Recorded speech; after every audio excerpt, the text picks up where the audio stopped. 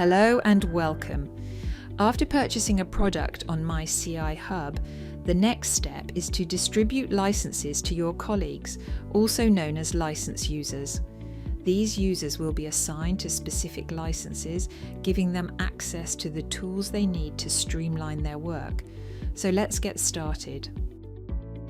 To distribute licenses, navigate to the My Subscriptions page and locate the relevant product.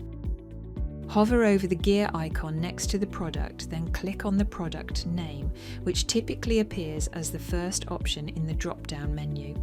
You can add users in two ways.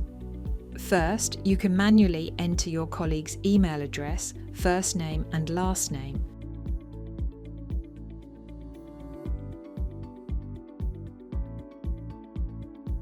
If you're adding multiple users, you can use the bulk upload option. This allows you to upload a file in a CSV format with all their details. Once you've entered all the user information, click on Confirm. Your licenses will now be distributed and your colleagues will have access to the licenses assigned to them. And that's it. Distributing licenses to your colleagues is quick and straightforward.